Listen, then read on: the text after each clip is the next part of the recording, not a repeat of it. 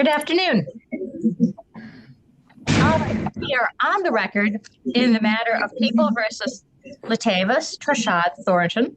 This is case 25-203FY and may have appearances for the record, please. George and it on behalf of the people, Your Honor. Thank you. And I'm Melissa Vachon with the Office of the Public Defender. Your Honor, I would note for the record that I am present and I did speak with Mr. Thornton. However, he is declining my representation at this arraignment. okay, and Mr. Thornton, could you state your name for the record, please? I will object to being called Mr. Thornton. I am, for the record, my name is Shoulders. I am here as legal representation for Latavus Trashad Thornton, which is a nonprofit organization. Your Honor, I'm looking at his file from 2022. I think he was sent to competency back in 2022, and it looks like it's going to be the same issue today. It's my understanding that he might have a bench warrant out for his arrest for sentencing. He pled guilty to, I believe, attempted R&O in November 8th of 2022, but he failed to appear in December 2022. And looking earlier in the files, I believe he was sent to competency as well. And it looks like this is going to be the same issue. So if the court is inclined to send him to competency, I'd ask for that. Objection again, Your Honor.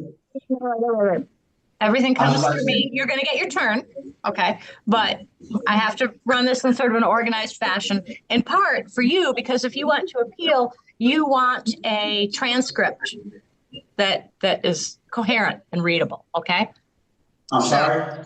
I don't know. Were you speaking to me or yes, to sir, Mr. A? Mr. Thornton. So if you want to appeal, I just want the record to be correct, and there was no objection. There was no objection to the statement that I made about Mr. Thornton, about Latavus Trashad Thornton being a nonprofit organization, and I was just objecting the points that the attorney prosecutor made. Okay. But yes, there aren't objections at arraignment. There aren't objections at arraignment. And I am going to call you Mr. Thornton because that is the name that you have been identified as, and that is the name the charges are under. No, Mr. Thornton. So, I mean, the other option is to call you defendant, which is true. You are the person defending yourself, but that sounds kind of rude. So I'd rather call you Mr. Thornton. It might sound blunt, but the facts speak for themselves. The court already made an effort to address him using his birth name, hoping that approach would move things forward. Instead, it led nowhere and failed to change his behavior or cooperation. At this point, it's clear that strategy has been tried, tested, and proven ineffective, leaving the court with little reason to repeat it. So I want to make sure that we treat you with as much respect. Here's why we have this hearing. You have, under the Constitution, a Sixth Amendment right to know the charges against you. So we have this hearing for that reason. So I want to make sure that you get all of your rights and know everything that is available to know about this case right now so you can defend yourself. That's the whole purpose today. To give you the information you need so you can defend yourself with or without counsel as you wish, okay? We're going to do 5 things this afternoon. First, I'm going to read the charges against you, including the maximum possible penalties, because you have a right to know them. Second, we're going to talk more about your rights. Then, I'm going to enter a not guilty plea on your behalf. I'll give you the opportunity. Well, no, sir. So just a minute. Okay, so you're going to have the opportunity. You can stand mute or plead not guilty. We'll come to that in a minute, okay? So that's the third thing we're going to do. Then we're going to talk about dates when you return to court. You're going to get those in writing. Lastly, we're going to talk about bond or bail, okay? So, can I please? Because here's the thing. I don't want to be disrespectful to you. Right, absolutely. I know it feels disrespectful, but here's why. Here's my concern. I don't want you to say anything that could come back to haunt you later. So that's why, and this is true of every arraignment I do, I tell people right at the beginning, if you try to speak, I'm going to shut you down. And it's not to be disrespectful, and it's not because the case has already been decided. It's to protect your innocence and your interest going forward. So for that reason, I'm going to do most of the talking here. That's fine, Your Honor. I'm Okay, fine with you doing most of it. But please, to protect my free speech, could you please not mute me? I have no intentions of disrespecting your courtroom. If I speak out of turn, could you just simply let me know? There's a certain irony in interrupting someone just to accuse them of interrupting. It's one of those moments that highlights how quickly order can break down when rules are ignored. In this situation, the setting matters more than personal opinions or assumptions. While the individual may physically be in a holding cell, the proceedings still carry the full authority of a courtroom. And in a court setting, speech is regulated. Unlike everyday life, there's no unrestricted right to speak whenever one chooses. Courtrooms operate under strict procedures, and anyone who ignores those rules quickly learns that free expression there comes with clear limits. And I am aware that I am innocent until proven guilty, and that something I say could, like you said, come back and haunt me. I'm well aware of that for Latavius Treshawn Thornton. However, I do still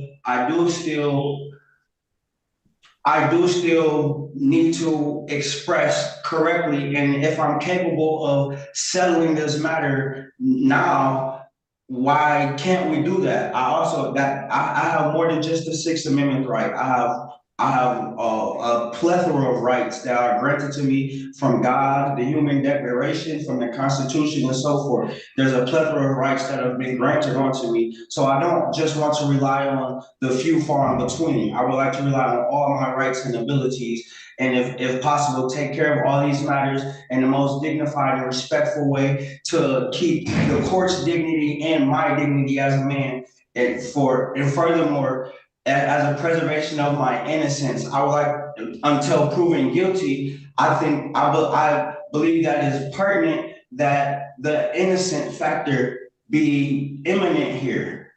Absolutely. So here's what I'm going to tell you. And I tell this to everyone at this stage. The most important thing I can tell you this afternoon is that you are innocent. You are innocent unless you remain innocent unless at some point you plead guilty or are found guilty beyond a reasonable doubt at trial. And I say unless for a reason, because it's different than until. Until means something's going to happen sooner or later, right? We'll be here until Saturday. Saturday is going to happen. Unless means we don't know what's going to happen. And in your case, we don't know what's going to happen.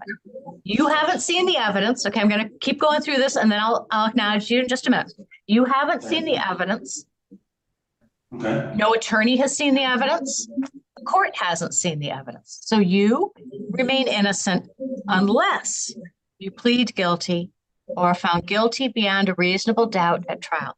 And now I'm going to read the charges against you because you have a right to know them. Okay, you can't really defend yourself unless you know what you're accused of. Maybe you remember being a little kid and going to the principal's office and not knowing what you might be in trouble for. I wasn't in trouble. No? Okay.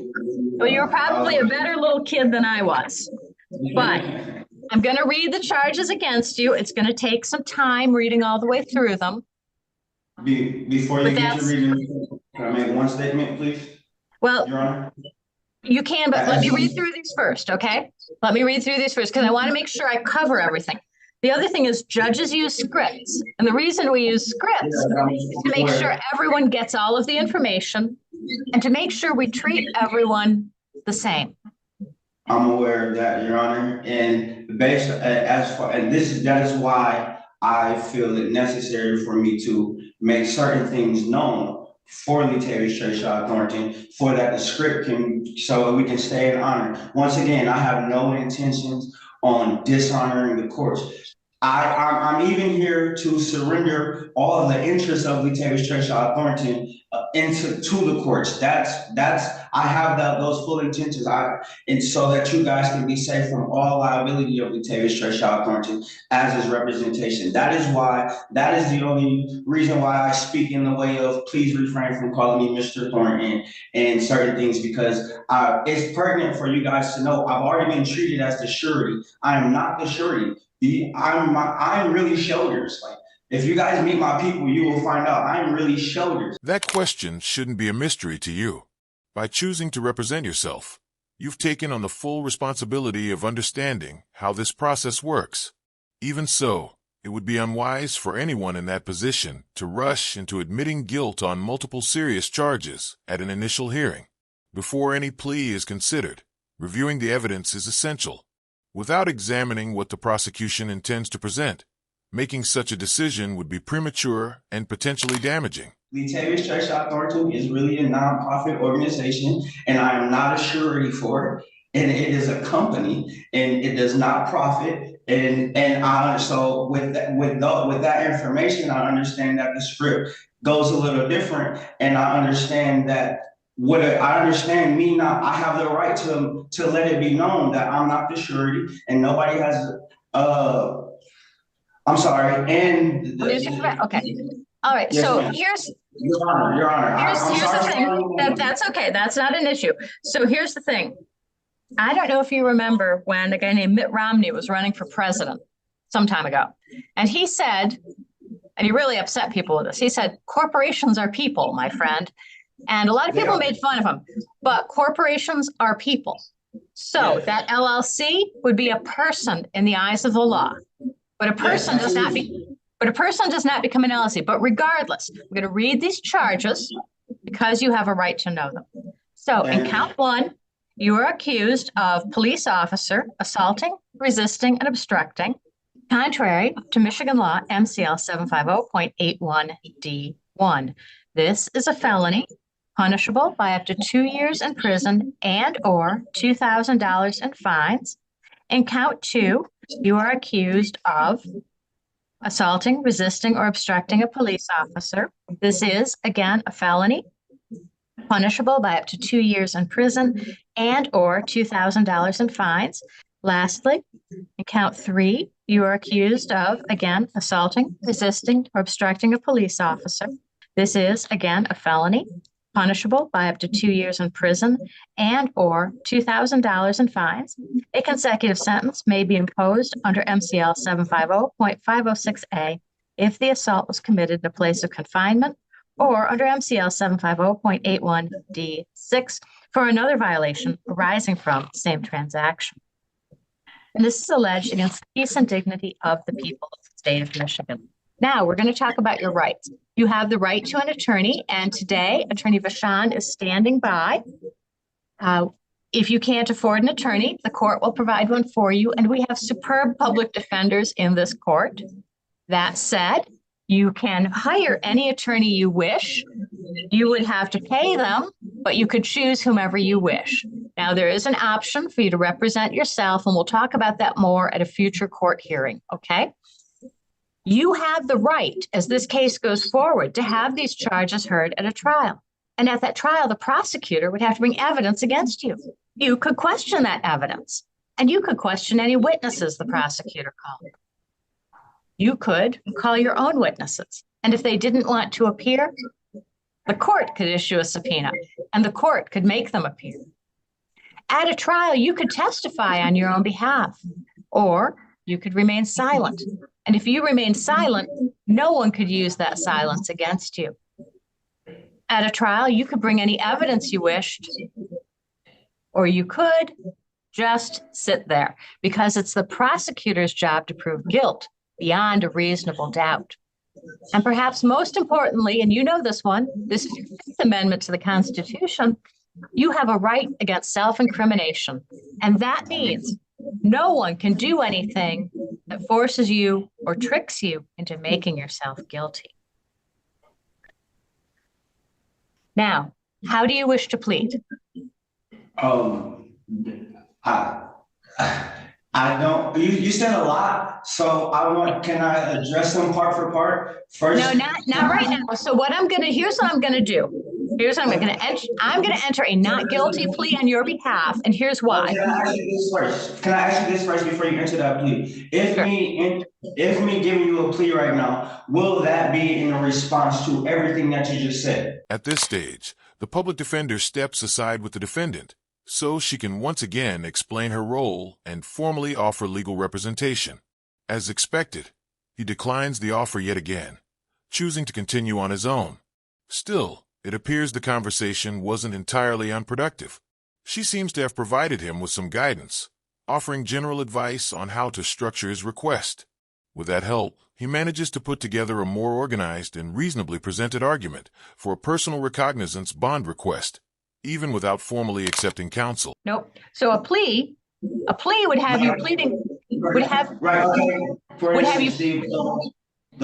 you pleading guilty to all those charges. We've got some back and forth here. It kind of sounds like we're underwater.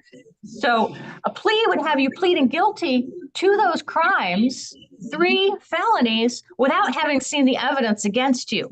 So you can stand mute and the court enters a not guilty plea, or you can say you want to plead not guilty and you would be not guilty. Then what happens next, and here's why, then you have a chance to get the evidence against you and to consider it. And I think that's what you want to do, because that is your hard-fought constitutional right, among other things. It's a bit more to it, Your Honor. That's the issue. So based off of the things that you stated, that's not what my understanding is. From my understanding is I was attacked by some people and I was protecting. Sir, I know you don't want my representation, but I would advise. No, ma'am. I would advise that you not talk about anything that happened. Please don't, ma'am. I appreciate that. I'm aware of where you're going at, but I'm aware. Like I said, me and the judge, I told her something that I might say could come back to haunt me. I'm already aware of that. So thank you so much, Miss Melissa, but please do not intervene. Once again, back to you, Your Honor. From my understanding, I was assaulted. And I am shoulders. Once again, I have never told anyone. Wait, I don't want you to mute me, Judge. This is going back to the situation. Okay, thank you. I never told anyone that I am Latavius Trayshawn Thornton. Not one time. I have reiterated. I am shoulders. Latavius Trayshawn, not just to you, Your Honor. That's so to be redundant for the record. Okay. I have reiterated that Latavius Trayshawn Thornton is a nonprofit organization. I am not a surety. I am shoulders. I am appointed to be an administrator for Latavius Trayshawn Thornton. No, that's why I'm here, but not a surety for Latavius Trayshawn Thornton. Furthermore, Your Honor, my understanding is I was attacked and assaulted, and I'm not sure if I could let that be known to you so that we can make that case come about, because I would like to seek forward that using the evidence from all the evidence that they have gathered. I would like to use it in my assault case against East Lansing Police Department and its agencies. Okay, so we have a couple different options here. First, the court is going to enter a not guilty plea on your behalf, so you can pursue that at a hearing where we can bring in evidence and that sort of thing, okay? Secondly, you have other options. You can also, you could investigate a civil suit against the City of East Lansing Police Department. There's a police oversight commission. So those are still available to you. Right now, I'm going to enter a not guilty plea so you can get the evidence to proceed. All right. Now, next up, we have some dates when you're going to return to court. And let me just pull those up here. Okay, go ahead. Yes, I just wanted to speak on my previous court history and let you know why it may look the way it looks. Okay, no, here's the thing. I'm going to ask you to not say anything because I don't want to accidentally become biased. Gotcha. So, all right, so here are the dates. All right, you're going to come back for a probable cause conference at 8:30 a.m. March 21st. Now you're going to get this in writing, okay? 8:30, March 21st.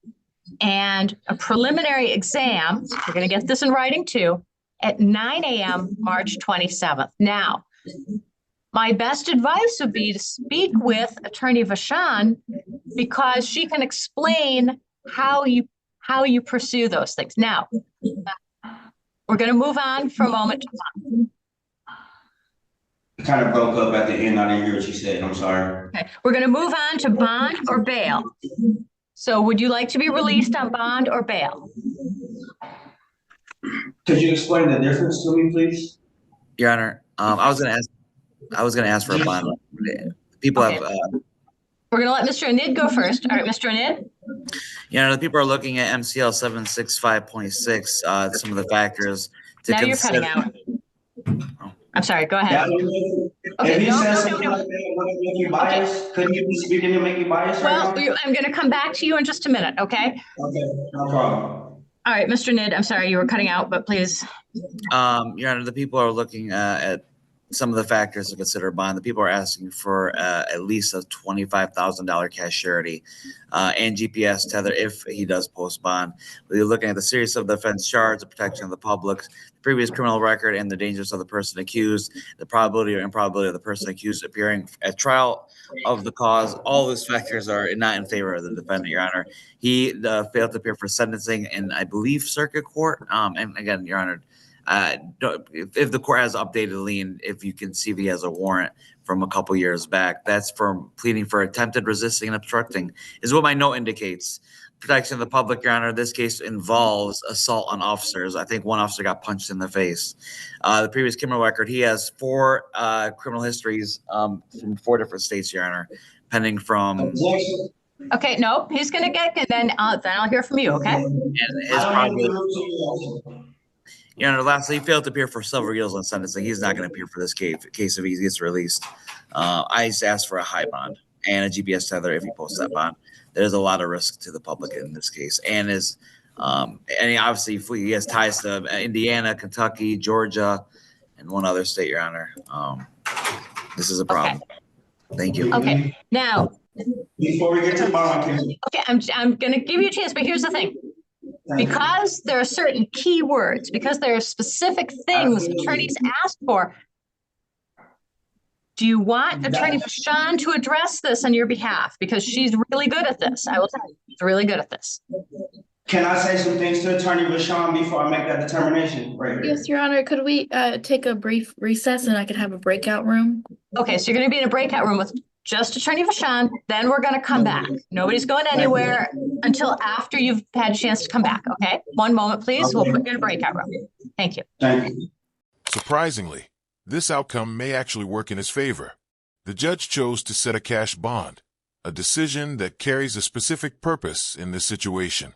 By doing so, the court ensures that every day he remains in custody is properly counted toward this particular case. That way, while the separate warrant on his other charge is still pending resolution, the time he spends detained is not wasted or overlooked, but instead credited appropriately under the current matter. Coming back? Yes, Judge.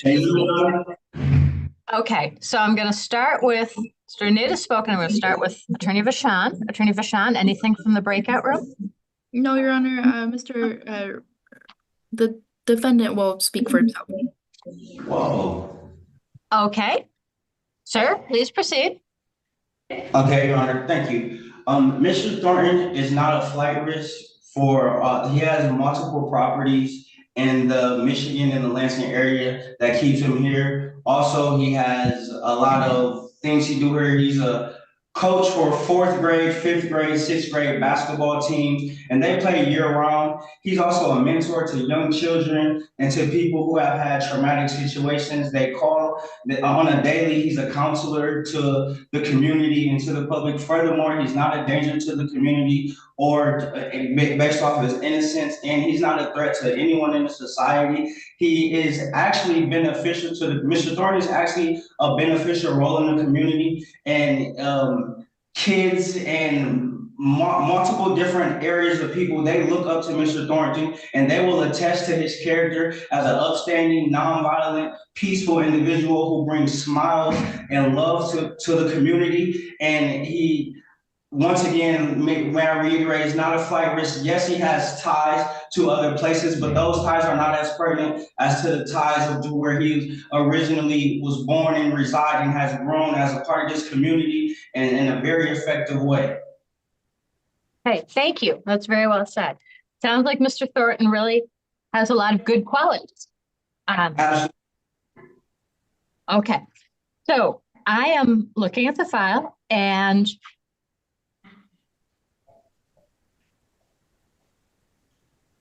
I want you to bear with me a bit. There was a song when I was younger. When I was in high school, there was a popular song that said, "Cruel to be kind." Okay, so I'm looking at this, Mr. Thornton, and there's a warrant out of 30th Circuit Court, downtown, East Lansing. Okay. Yes.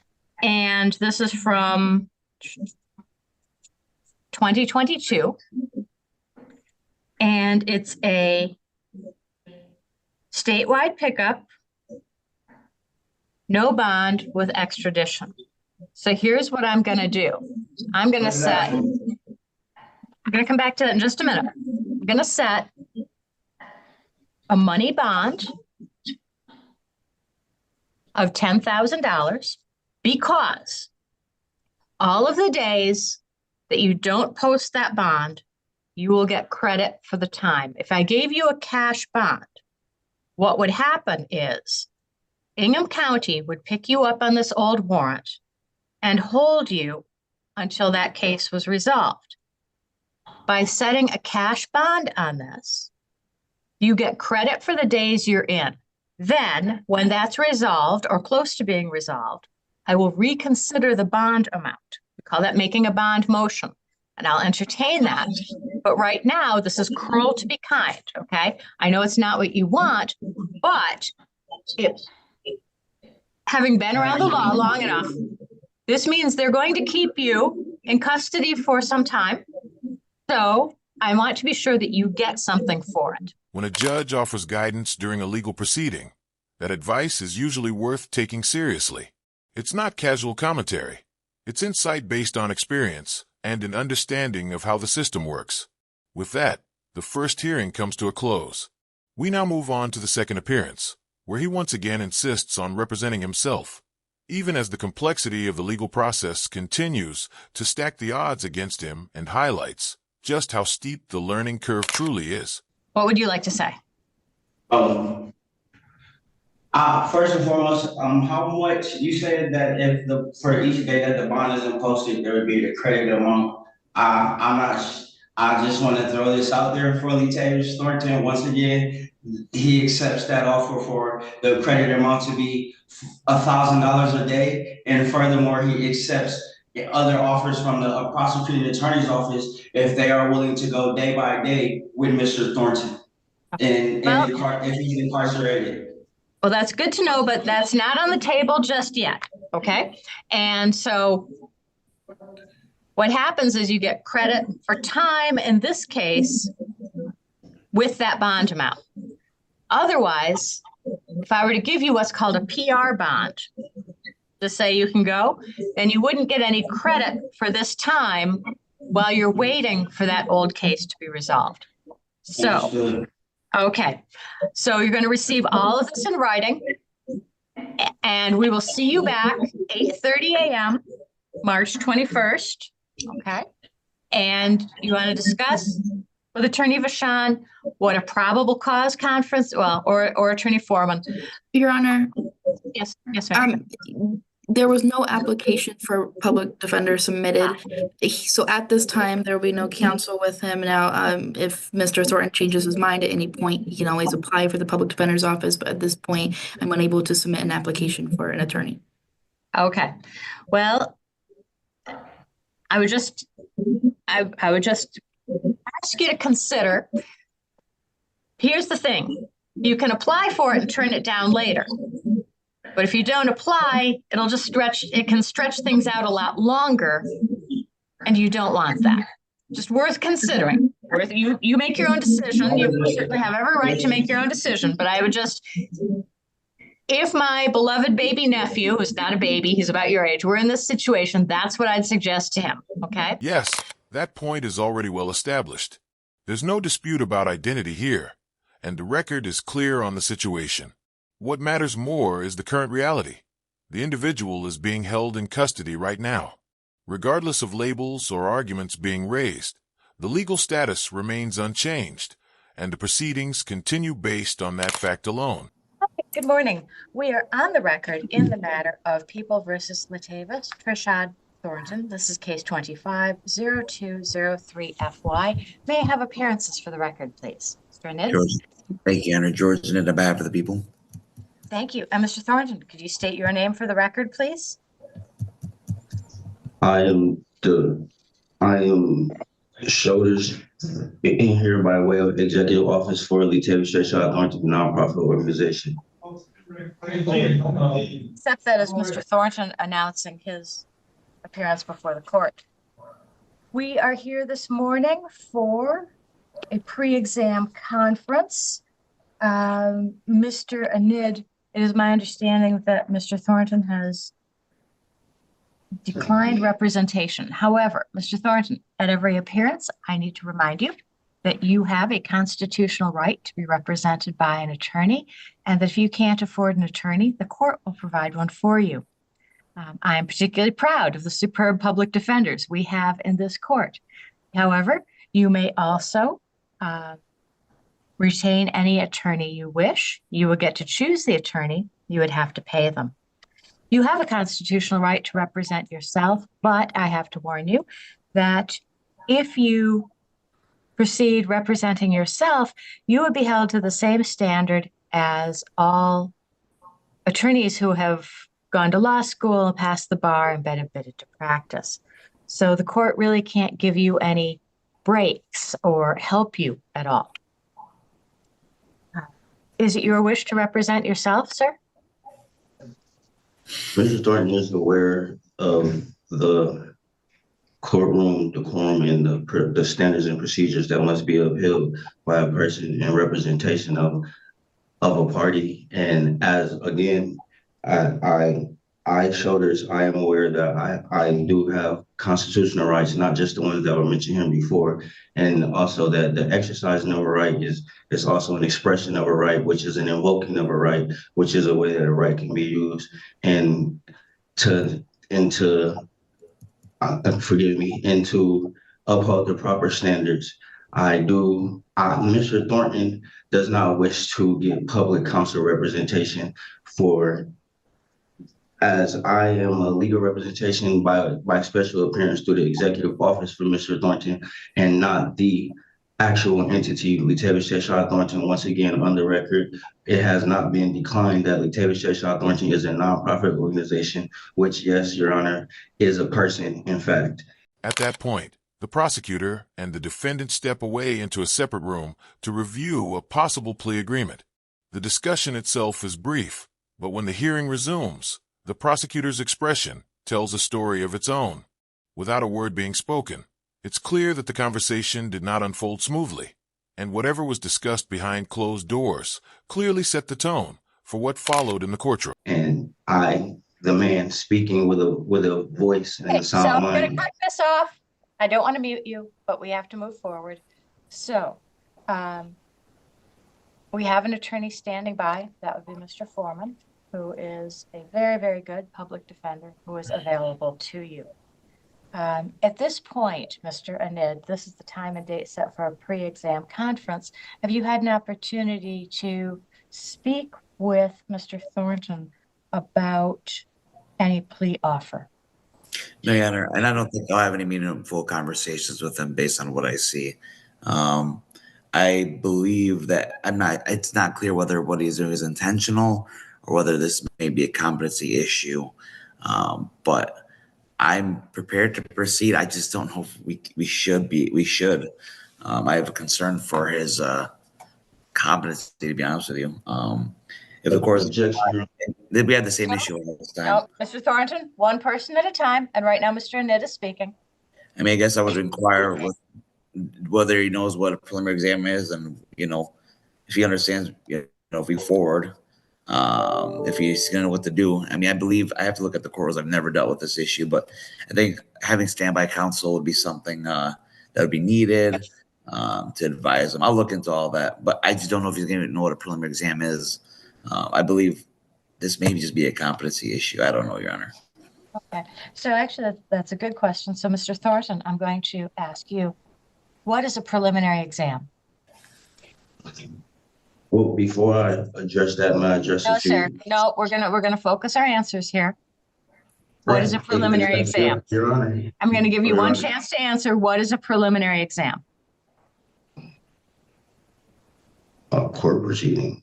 Mr. Okay, Thornton and will what- say that. Okay, and what happens? That's a good answer. What happens at that court proceeding? At a preliminary examination court proceeding, the parties have the opportunity to present evidence, cross-examine each other, and determine whether whether evidence is admissible to go into continual proceedings, whether the court has jurisdictions. A plethora of matters may be brought up in a preliminary examination to see if the court has a valid standing, to see if there's anything, to see what may be addressed that's necessary as far as the parties that are at hand, not only to go about things in a one specific fashion. Well, that's pretty that's a pretty good answer. However, at this point, given a review of Your Honor, history, the court is going to sua sponte suggest that a competency exam be ordered. Mr. Anid, I any agree. response? I agree. Okay, thank you. Mr. Yeah. Thornton, any response? Mr. Thornton does not believe that a competency exam sua sponte is necessary and objects that as a preliminary exam is something that we can proceed to and we can address the matters and the situations that are necessary at that time. And for the sake of due process and the judicial precedence of due process, that a criminal or a competency test may delay that, and it could hinder not only Mr. Thornton, but the things that Mr. Thornton does as far as the community and his career and his family and his life and rights and other people that may be affected by this matter, as well as the public. Because for the judicial precedence is that Mr. Thornton is innocent and not guilty. So, Mr. Anid, are you going to prepare a proposed order or? Your Honor, I think it's been a while since I've done. I believe if I'm not mistaken, it's I can if you want. Yes, I'll prepare an order. All right. So at this time, Mr. Anid, comments on the preliminary exam? Nope. I just say we just make the preliminary examination to be determined date. If anything, reset it for another PCC or a review hearing for when we do come back with a competency opinion. Okay. So, Mr. Thornton, you have two rights at play here. One is the preliminary exam that we just discussed, and the second is the right to have that within 21 days. So, the reason that you have a right to have that within 21 days is to prevent cases from dragging on endlessly. There are certain timelines that have to be met. However, the court can waive that 21 days if it finds good cause. And that would be, for instance, if one side had recently received discovery and was unable to proceed. Another good cause could be if someone was ill or hospitalized. There could be any number of good reasons. So I'm going to ask you, actually, Mr. Thornton, have you received any discovery in this matter? I have not. Mr. Okay, Thornton so has not received because- any instrument. Okay, so, all right, two things then. First, I find good cause to waive the 21-day rule, and we will get Objection, Your a Honor. date. No, sir, just a minute, let me finish. I'd like to You see without can't, you discussion. don't, no, listen, I don't want to mute you, but I have to get through this. So, you have to have you have a constitutional right to have knowledge about your case. And if you haven't received any discovery, we can't go forward until you receive it. So two things. First, I'm going to waive the 21-day rule. And just a minute, Mr. Sid. We're going to waive the 21-day rule, and we're going to set a date out in about a month. That'd be a placeholder date. And for a moment, at Mr. Anid's request, the court, Mr. Foreman and Mr. Anid discussed standby counsel. So standby counsel is something with certain mechanical concerns. So for standby counsel, the court can't just appoint standby counsel. This is what we discussed in the breakout room. The court, or perhaps its funding unit, the city of East Lansing, would have to enter into a contract with the public defender's office. And if both sides agreed to that and a certain financial rate, then an attorney from the public defender's office would sit next to Mr. Thornton and be available to advise him during all proceedings. Back in the day, when I was on the court-appointed list, a judge could just appoint someone and do it. That doesn't exist anymore because of the MIDC. So we discussed the mechanics of that. The court is going to make a formal discovery request on behalf of Mr. Thornton. So, Mr. Thornton, you should receive at the jail, or if you post bond, at the address we have on record, all of the materials that a defense attorney would receive that the prosecutor has. At this point, Mr. Anid would like to speak with Mr. Thornton and perhaps see if a plea deal is possible. So, Mr. Thornton, you never have to accept a plea deal, but it's worth listening for two reasons. First, there may be something there that you can reach an agreement on. You have a constitutional right to have these charges heard at a trial. Sometimes you can make a bargain, something that is worth giving up your right for a trial, for instance, a lesser charge, a lighter sentence, or both. The other side is you kind of want to know what the prosecutor's thinking about the case. So as a defense attorney, I always wanted to hear what the plea offer was. Even if my client was absolutely not going to take it, it gave me some insight into where the prosecutor was interested in going with the case. Again, you were never required to accept a plea bargain. At this point, because you are representing yourself, I'm going to allow you to converse with Mr. Anid, recognizing that you do not have discovery materials, so I do not expect this court to accept a plea bargain today. All right. We're going to put you both in a breakout room, and when you're done, the court will be ready. Thank you. What he appears to be demanding is a long list of things that have no legal relevance to the case at hand. He's asking for official documents, historical titles, and supposed proof of authority that the court is not required to provide. The requests quickly drift into the absurd, moving far beyond established law or courtroom procedure. None of these demands have any standing in a real legal setting, and they only serve to further derail the proceedings rather than advance his position in any meaningful way.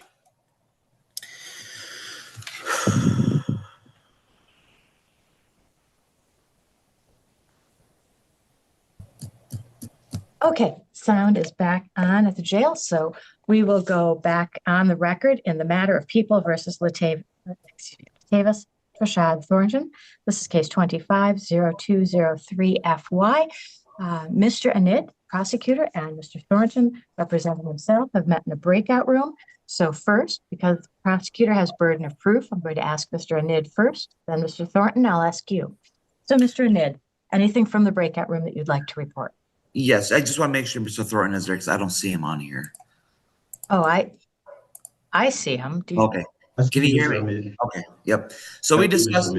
Yep. We discussed a little bit of as much as we could. I believe based on my discussions with him, I don't believe this is a competency issue. I believe this is more of the what Mr. Thornton kind of described earlier. So the plan, I think we both agreed on, is we're asking for another probable cause conference. I'm gonna somehow figure out how to provide him discovery, the complaint, the information, all the charging documents that we have. We're gonna come back. In the meantime, I'm gonna do my due diligence to speak with our office to see how we're gonna go forward with this. Because I know it's my understanding he wants to represent himself. That is his right. I believe based on the questions that you asked earlier, he answered them pretty fairly, Your Honor. I just want to make sure we got all ducks in order. I discussed a misdemeanor offer potentially with them, but also discussed that I encourage them to get a public defender. All these things I think we're going to discuss at the next probable cause conference. I think these are all appropriate matters so I can get my ducks in order. He can have discovery to know what he's looking at. And I believe at the next hearing, we will have a good understanding of what we're doing going forward. Mr. Thornton, is that an accurate report? It's pretty accurate, Your Honor. It's just a few more points that we had discussed in that breakout room was also that it was in the discovery we would like to get subject matter in the appointment of the authorities that has been filed onto the record for these proceedings and how we came about to be into the court's jurisdiction for this matter in such fashion. And I think that's kind of what he... That's a word salad. It's not making any soup. Can you any sense at all? Can you rephrase that for me? Mr. Thornton. Okay. So just pretty much all in the discovery, we didn't want any documents that have been filed onto the case to be missing. And that's what I mean by not limited to the documents titles that he named. It include an inclusion of all documents filed with all titles under them. All right. The court is adjourned until 8:30 a.m. on April 25th. That concludes today's proceedings. Thank you, Your Honor, and thank you all for your attention. That wraps up this video. Usually, I wait until multiple hearings are complete or the full story unfolds, but in this case, we may be seeing him in court for the last time. A plea offer is currently on the table, and while it looks like he's giving it some thought, my sense is that he might still decline. If he does, he'll proceed with self-representation, or at least with minimal legal guidance, and could end up serving additional time on top of what's already pending. That if you enjoyed this coverage, be sure to hit the like button. If not, hit dislike. But don't forget to leave a comment and subscribe with notifications so you never miss any updates. This is Team Skeptic reporting, and we'll see you next time. Yes, Mr. Ned. And I think kind of what he may be talking about is, and I could be wrong, is the charging documents, what gives us the authority to proceed forward and how we're proceeding forward. And I explained you should wait until you discover it because I believe that's going to be the complaint, the information, and the other charging documents to see where we're at. I could be wrong, but once he receives those, we'll come back. We'll have all the ducks in order. I think that's a good resolution we both agreed on. And in the meantime, I'll do my due diligence to speak with our office to how we're going to go forward. I told Mr. Thorne, I'm the prosecutor. He understands what the prosecutor is. I'm not on his side, but I did advise I'm here to help get the situation resolved as fast as possible. And I think we both agree that if you find good cause to adjourn this for one more probable cause conference, I believe everything will be situated. The only thing I have to ask is how do I provide discovery to Mr. Thornton? I would guess that you could mail it to him or, yeah, I think. I'll figure it out. I'll ask my office. Communication through the jail. Okay. At his address through the jail, and it may have to be paper communication. Okay. I'll do my due diligence today when I get to the office today, Your Honor. Okay. And, yeah, I don't have discovery demand in front of me, but that would include, of course, any exculpatory materials granted under Brady. That would include make a request for any body-worn camera, any evidence you plan to introduce, any car video, any report that you have in your office other than was protected under attorney-client privilege with a prosecutor or any counsel. Mr. Thornton, anything further this morning? Not at this time, Your Honor. Just new dates, Your Honor. New dates. New probable cause. Okay, so we had the dates, and that is 8:30 a.m. April 25th for a probable cause conference, and 9 a.m. May 1st for a preliminary exam. Okay, so the next probable cause conference is about a month away. Does that sound right? Yes. Okay. All right. So, Mr. Thornton, if at any time you change your mind, you can communicate with the court and or Mr. Anid about requesting counsel. At every hearing, I'm obligated to tell you your right about counsel and to determine the parameters of that. All right, so we will see you back at 8:30 a.m. April 25th. That is all. Thank you, Your Honor. Thank you. Take care. Thank you. Take care, Mr. Amidi.